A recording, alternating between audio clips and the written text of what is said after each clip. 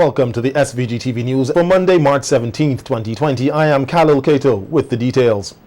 Schools across SVG will close this Friday, March 20th, 1 week ahead of the normal Easter vacation. This decision was taken by the government following consultation today with the heads of secondary and primary schools, both public and private, as well as preschools, also public and private, against the backdrop of ongoing concerns over the possible spread of COVID-19 in SVG. Heads of private schools are being advised, though they are not compelled to follow the government's protocols in regarding to the closure of schools. The Ministry of Education said that the COVID-19 situation would be monitored and information regarding the reopening of schools will be communicated to the schools by the ministry. In light of the pending closure, schools are being encouraged to make all necessary arrangements for exams, among other things. They are also encouraged to wait for official information from CXC regarding CSEC and CPEA and not to listen to rumors. Meantime, the Ministry of Education has announced that all school sporting activities have been postponed until further notice. These include the inter-primary schools and secondary schools athletics championships, the cricket and volleyball finals. The Primary Schools Performing Arts Festival, PRISPAF, has also been put on hold. The Accident and Emergency Department at the Milton Cato Memorial Hospital was placed on a temporary lockdown today. When the notice was first issued through a news release about the closure, not much information was provided. However, in a following news release, it was noted that a member of the public who was experiencing flu-like symptoms turned up at the hospital seeking care, forcing the closure of the A&E department. The ministry said out of an abundance of caution, emergency services have been temporarily relocated to the Kingstown District Clinic while the patient is being assessed. The ministry said information would continue to be provided as it becomes available and again advised persons with flu-like symptoms to call ahead to a healthcare facility so that an assessment can be made before they access healthcare services. Recruiting nurses and beefing up surveillance at ports of entry are some of the measures being put in place by the government of SVG to deal with COVID-19. The measures were announced by Prime Minister Dr. Ralph Gonsalves at the National Heroes Day wreath-laying ceremony here at Dorsetshire Hill on Saturday. According to the Prime Minister, the measures were carefully crafted and targeted. I've given approval to hire at least 20 additional nurses. It might go to 25. They will finalize that number for me, but I've given the approval.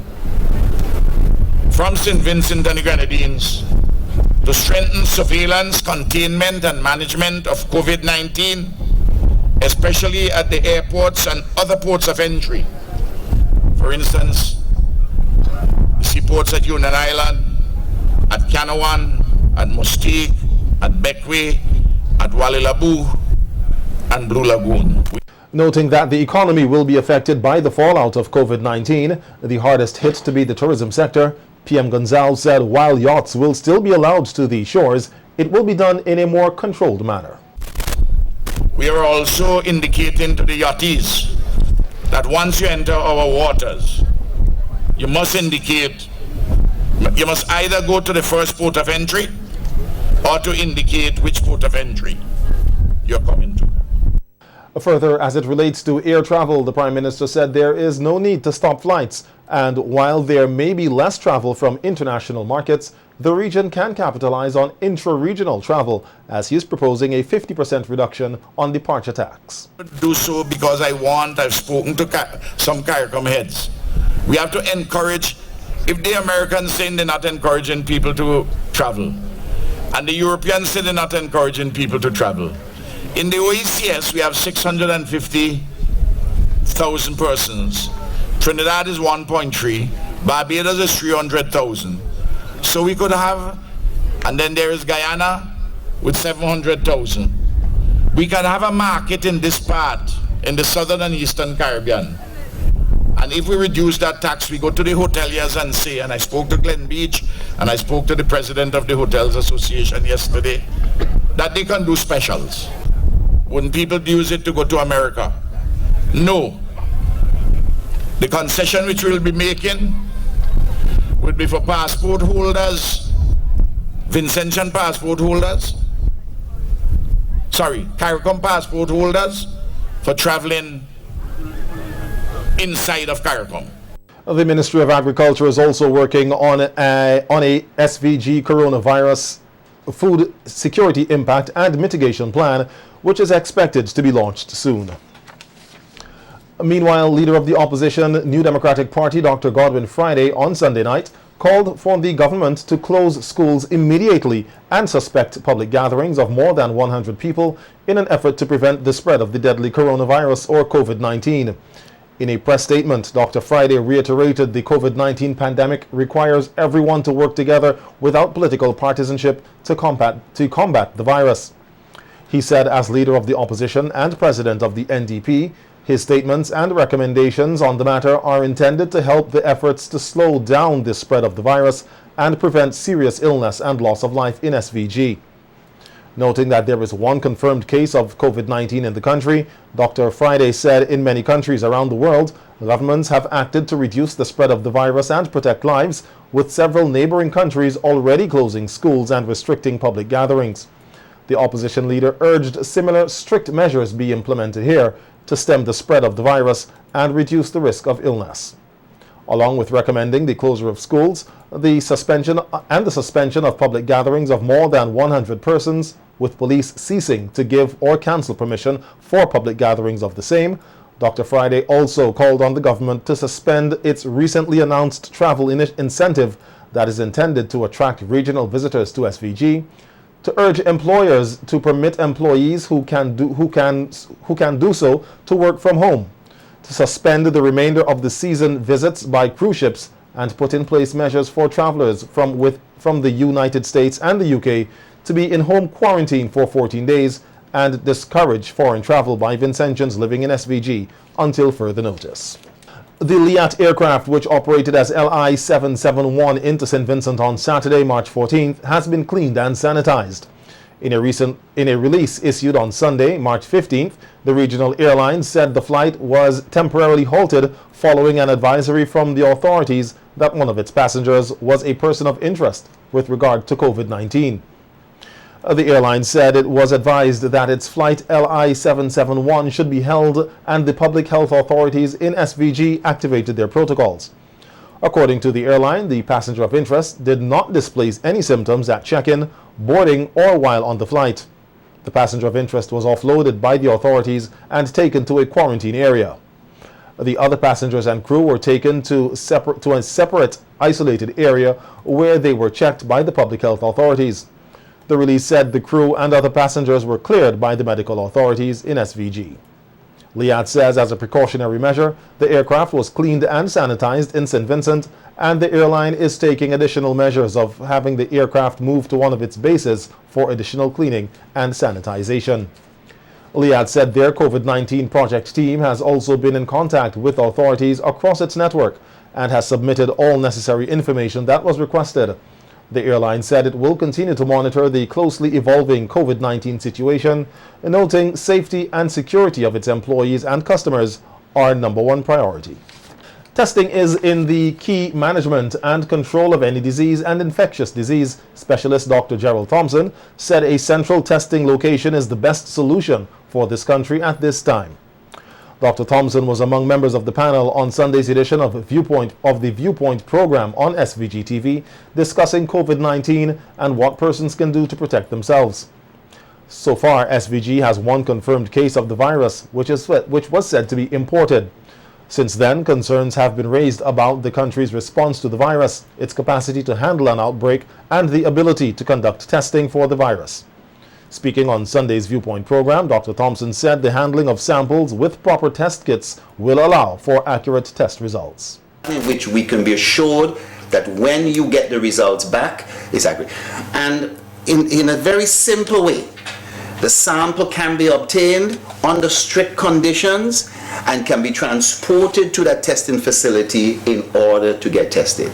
Now, we don't have to go like the United States, where they need a test in every single state and need a test in a number of hospitals and so forth. St. Vincent is relative to the size of St. Vincent. That testing facility is sufficient, and we don't need to have a testing kit or testing lab in every single community or every single hospital. We are organized that each place is a matter of an hour away. If it takes me an hour to get to Chateaubriand, it takes me half an hour, 45 minutes to get to Georgetown. So this could all be done where you concentrate all your efforts in one place and make sure it is done right and done correctly, it's done properly. And I think that's what we're going to approach.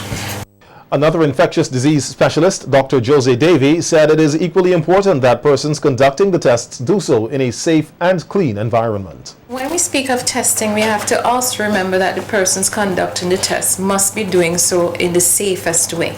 So if you set up these sites all over the place where there's not a safety cabinet, then the lab workers would be at risk for coming down with diseases. So that is also another thing that has to be considered. So when we set it up at the lab at Milton Cato Memorial Hospital, we know that they have all of the facility to keep the virus or whatever is in that sample contained so that workers are healthy and they don't contract something. Responding to a question relating to the youth, Dr. Thompson and Dr. Davy said while the stats have been showing persons under the age of 19 with a low infection rate, there are some noted concerns. Under the age of 19 represent a very low percentage of those individuals who seem to be infected, but they can be. There's no doubt that they can be. There's a question as whether some of the kids may be asymptomatic also and are just not also being tested, and so because they're not showing any illness. Because the one of the big criteria for testing is somebody who is showing a fever, a cough, shortness of breath, and so these young kids are not showing any of those things, not even a fever. So therefore, there's no need to go. But there's no doubt there may be some small degree of infection in that particular grouping. But and we have to look at that and so on. There is also what we call asymptomatic shedding of the virus. So someone could be without symptoms and they're capable of shedding the virus. And the only way you would get that person to take a test is if you see persons around them getting ill. So when they get their confirmation and a new test, then you realize that this may have been the person who may have given it to them. So that's a possibility as well. Okay, before we take this. A social worker at the Mental Health Rehabilitation Center, Roselle Solomon, has some advice for members of the public on how they can cope with COVID-19 from a mental health angle. Solomon highlighted many of the persons who may be impacted most from a psychological perspective. With the outbreak of COVID-19, we realize that there's an increase in stress and anxiety. Persons are concerned about their own health, the health and wealth of their families. We also understand as well that healthcare providers, the first responders at the front of this response, they too are impacted psychologically. We have caregivers, we have the person who at this moment is in quarantine or in isolation. They too are going through their own psychological trauma or their own processes. And we want persons to understand that. As a population, definitely we know that persons are scared, they are afraid, and we want to give them information to help them in some little way reduce that stress and anxiety. So that's why we're here. The Ministry of Health, through its education campaign, has been encouraging social distancing, along with hand washing and other hygienic practices to prevent the spread of the disease. Solomon says these precautions, along with other modified measures to maintain a person's routine, can help to reduce stress and anxiety. From the norm, that's when the stress and anxiety increases. So as much as possible, maintain your normal routine. If it is that you're accustomed to talk to family and friends, that may be modified a bit. If it is that you're taking distancing into your new normal, there's telephone. There's social media where you can exchange information. You have your WhatsApp, you have your video calls. You can still maintain that contact. When it comes to family and friends, obviously we talk to each other, give each other the relevant information so that we'll be able to keep abreast but not over-consume information. As persons delve into all the information out there, sometimes from non-reputable sources, that overload of information can increase stress and anxiety. So definitely reduce that amount of information that you're taking in. Get the information from a reputable source. Also, take the necessary health precautions. Do this, you're able to keep your mind at ease to minimize your stress level, your anxiety, and your fear. Patients at the Mental Health Rehabilitation Center may also be negatively affected due to a reduction in visitation. Solomon said they are quite aware of this and measures are being put in place at the center to assist where necessary. Mentioned persons with pre-existing health conditions are at risk, as the research has shown. They too are at risk for mental health issues in terms of feeling depressed, sad, lonely, because in a way they're targeted. Also, persons with mental health or mental illnesses, they too are at risk because of their own maybe coping capacities. So definitely we have those persons in mind. At mental health centers so far, we definitely are taking precautions with regards to visitations. We are talking to patients, we are talking to families, and we are preparing our families, and we are preparing our patients for the possibility that they may not have that increase in visitations. A laborer of Redemption Sharps and a retiree of Mesopotamia became this country's latest homicide victims as they were killed in separate incidents on Sunday night. At Trigger Ridge in Redemption Sharps, 28-year-old Edward Alexis was allegedly shot once to his head by an unknown assailant as he approached the gate to his home at around 9:43 p.m. He was pronounced dead at the scene by the district medical officer. According to his mother, Patricia Alexis, her son, who was the last of 4 children, went out to celebrate his birthday and was gunned down as he was returning home. Well, we was inside and we heard the bullet shots them fire off. So I know he supposed to come home. So me, my husband and my other son fly out the bedroom, and my son went out the road, and from the time he went out the road, he shouted, "Mom, it's Eddie." When you go out, he was dead. I was dead already, because it's 2 bullets. It stay a while when they give the first one, it stay a while before they give the other one. Couple seconds? Yes. A few seconds, yeah, before they give the other one. The distraught woman said while her son was easygoing, he did not allow anyone to disrespect him. A friend of the deceased said he would like to see justice for Edward. From Redemption Sharps, I never was a quiet person. You know, he never make any trouble. He gave jokes and things like that, and we play ball together. You know, and I know him for a very long time. I know the family members for a long time. And it is so sad that we had to lose him like that. Looking for justice, you know. And I hope that we caught the culprit who did it, you know. Meanwhile, police are investigating the circumstances surrounding the death of Alston John, a 94-year-old retiree of Mesopotamia, which occurred at approximately 9:45 on Sunday. The police say the deceased man was allegedly attacked and beaten about his body and head with an unknown object by a 20-year-old relative of the same address, who is believed to be mentally ill. The elderly man subsequently succumbed to his injuries and was pronounced dead on the scene by the district medical officer. A post-mortem examination is expected to be carried out to ascertain the cause of death. The suspect is currently in police custody, assisting with the investigations. The death of Alston John marks the 6th homicide recorded in SVG this year. The inaugural SVG Investment Forum, SVG-IF 2020, previously scheduled to take place on May 2nd, has been postponed. The organizer, Invest SVG, said the decision was taken following consultation with senior government officials and other relevant authorities, given the increase in the number of COVID-19 cases on a global scale and the mitigating actions being taken to combat the spread of the virus by restricting entry at their borders and imposing limitations on the availability of flights worldwide. Invest SVG says though it is disappointed at the turn of events, it wholeheartedly agrees with the postponement, but agrees that the postponement is imperative to ensure the safety and well-being of all Vincentian citizens and residents, as well as the individuals who have been invited to participate in the forum.